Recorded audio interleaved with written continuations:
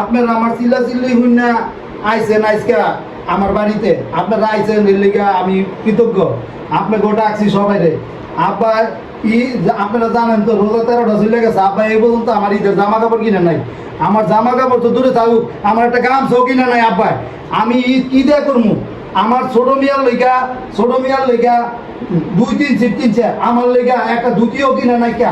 আচ্ছা আপনারা ব্যাপারটা বলবেন না, খারাপ মারে আগে গিয়ে মা আপনার সামনে ছোট মিয়া খারাপ হয়েছে, ছোট মিয়ার লেগে 2-3 দিন জামা কাপড় কিনছেন আর আমি ঈদ করবো কি দিয়া? মা আমার ঈদের লেগে কিছু কিনে নাই। আমি গত বছরের বতুয়াটা কিনছি, এবার তুইটা কেতুলি তল দিয়া সব দেখা যায় আরো ব্যাপকের মানুষে দেয়, অথচ এই আরাম দাদায় 2-3 সিট জামা কাপড় কিনছে, আমার লেগে 1 সিট জামা কাপড় কিনা। ছোট মিয়া নবজাতকের মতন তারা 2 সিট আমি 1 সিটও পাই না।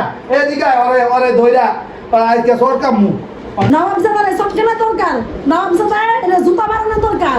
নবাবজাদার নিজে লিয়ে যায়, বড়রা কিছু দেয় না। নবাবজাদা মাল লাগে যুক্তি বানছে ওরে দুইটা থাবরা। কাকু আপনি কোন আপনার পেনটা কি আমি ঈদের দিন বিনবো না আপনার লঙ্গিটা বিনবো? আমার কাপড় চোপড় যদি আমি না পাই তাহলে সব বাড়ি ঘর হক সব ভাইঙ্গা লামু। আমারে চিনে না, আমি একে সব কিছু ভাইঙ্গা দিলাম। আমি আপনার লঙ্গি দিলাম, কাকুর পায়জামা ছিলাম। আমি অনেক দলিল লই আইতাছি। দলিল কই? উকিল আপা আমার এই দলিলের মধ্যে আছে, আপনি পড়েন।